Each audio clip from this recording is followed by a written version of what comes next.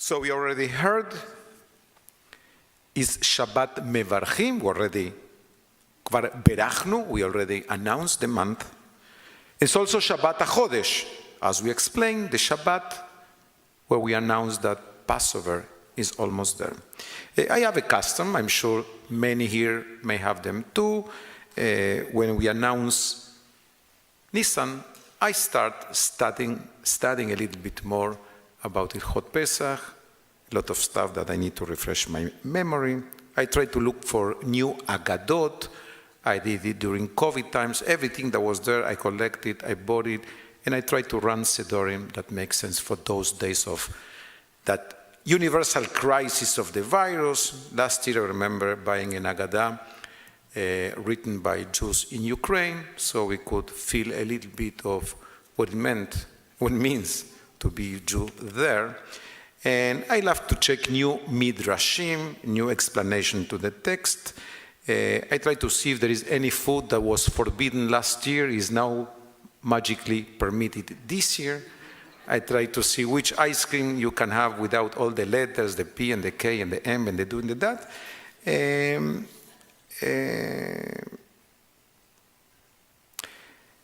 But the trigger for my preparation this year comes from a question by an Israeli poet. His name is Marty Ershkovich, and he has the following question. Can Jews sing Dayenu while there are hostages? I am quoting him. The prospect of singing Dayenu at the first Seder since the country was attacked didn't sit right with me. The classic Passover song, whose title means Dayenu, it would have been enough, expresses gratitude about how much God has done for the Jewish people. But Ershkovich, the son of a Holocaust survivor, who has lived in Israel since 1986, thought the words would sound bad at a time when so many Jews are at risk. We have to take the text and find a way to make it relevant and not just say the words that seem so impossible to say. Ershkovich says, Dayenu, it's enough. It's clearly not enough. As long as people are trapped in Gaza, that's not enough. As long as our soldiers are still risking their life, it's not enough. We can't say Dayenu. It can't be. Praise God for this situation. So we have to find new texts. This year, at Ershkovich urging, the Schechter Institute in Jerusalem convened dozens of rabbis and Jewish community leaders from across Israel last month to reimagine the Agadah. The result of their work is a supplement for Israeli families to use during their Seders at the beginning of the first major holiday since Hamas attacked Israel on October. An attack reportedly, that I'm sure you know, was originally planned for the first night of Passover last year. Many Seder tables will have empty seats, representing October 7 victims, hostages, and soldiers who are unable to return home for the holiday. But the seminary sought to provide rabbis and the communities with other ways to adapt the ancient tradition to current moment. The initiative is one of several underway to adapt the Passover holiday for a different crisis in Jewish history. Rabbi Menachem Creditor, the scholar in residence at UJA Federation of New York, worked on an Agadah supplement with the Academy of Jewish Religion. It's a pluralistic rabbinic school in New York. He says, to talk about liberation when our family is not yet whole again is very hard. And our own tears will mix with the maror. Creditor says, we won't need the Agadah's usual explanation for what bitterness feels like. This is a supplement that very directly addresses our current time and provide a community of thinking that we can bring into our Seder. The language in the Seder, in the Agadah, is that God will save us. But Zionism represents a very different religious posture, which is, we will save us. The Haggadah is something that developed and has modern Jews who are dealing with issues of the same theme that have come up again and again in our history. And we need to figure out how to make those themes accessible, relevant, real, and useful. We don't necessarily think of holidays as a time for processing trauma, but because Passover is the first major holiday since October 7, and because it's a holiday that the story of which it talks about national trauma and redemption, one of the questions is, what is redemption in our day? And are we feeling redeemed? Are we feeling free? When you are brought face to face with a holiday that brings up these issues, hopefully we won't just pass them by, but we'll think about how it's relevant in our lives today. The war is evolving daily, and nobody knows what the status of the conflict or the hostages will be by the night of the Seders. But no matter what happens, the trauma of October 7 will need to be addressed at the Seder table. I can tell you already, you cannot only use the same text and the same ideas that you used for years, because this year is so radically different. And to go back to the old text without addressing today is basically making it completely irrelevant. So I was one of the first, because I checked, to buy the supplement of the Haggadah, and I will share with you a couple of ideas. I am at the Seder, but my heart is in October. Centuries ago, the Spanish Jewish poet Yehuda Halevi expressed both his sense of distance from and connection to the land of his ancestry. Libi b'mizrach ve'anochi besof ma'arav. My heart is in the east, and I am in the farmost west. Many of us feel similarly today, in terms of both space and time. Months have passed, but for many Jews around the world, the traumatic events of October 7 feel ever present. And in Israel, this sense is even more acute.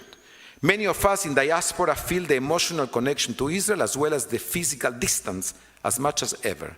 We are here, but our hearts are there. And we are at the Seder, but our hearts are still Beshiba be'October, which can mean both the 7th of October or sitting Shiva for October.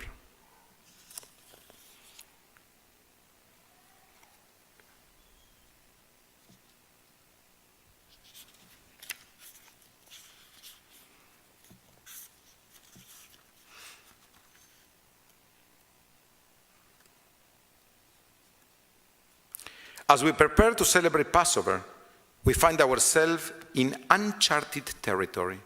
We celebrate freedom during Passover, but what is the definition of freedom this year? As we are still reeling from the horrors of October 7 and the ensuing events both in Israel and the United States, as we are still praying and working for the release of our hostages, we are left with many questions and not many answers. That does feel particularly appropriate to Passover, as the asking of questions is central to the Seder. These questions, however, are far more difficult and filled with pain and fear. These questions leave us wondering how to engage with Passover this year. How are we thinking about the definition of freedom this year? How do we read Ve'i she'amda as we see on a daily basis those who seek our destruction? Ve'i she'amda means God stood for us when they came to kill us. What is the meaning in Leshana Haba B'Yerushalayim, as many in the American Jewish community are strengthening connection to Israel, while there are many who are struggling with Israel's response? What will we be thinking during Shfoch Hamotcha, which means I feel anger towards my enemies? And how will we deal with our own anger, rage, fear, terror, and deep pain?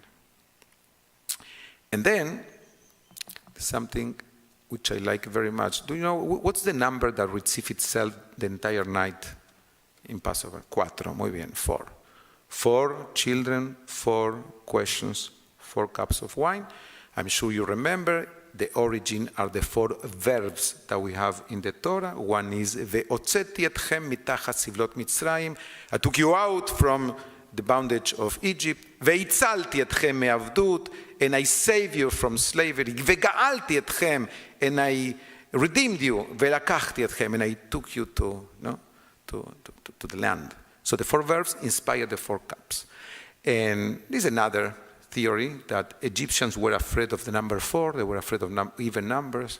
They thought the number 4 is sacred and it's also magical, so we give them 4 the entire night. 4, 4. You're afraid, I give you 4. But I found a beautiful midrash in this supplement for the Haggadah after October 7 that I remember reading it 4 years ago. And it says the following about the 4. The Israelites at the Red Sea were divided into 4 groups. One group said, let us throw ourselves into the sea. One said, let us return to Egypt. One said, let us fight them. One said, let us cry out against them. And the author, Rabbi Matthew Goldstone, says, at the moment of crisis, when they were ostensibly trapped between sword and water, the people could not agree on the proper course of action.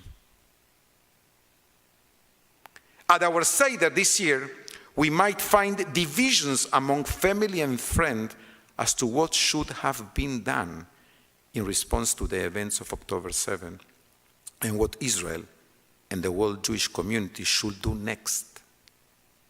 Or we ourselves as individuals might be internally conflicted about decisions, big or small, that Israel and our communities have made in response to the act of terror and ensuing anti-Semitism.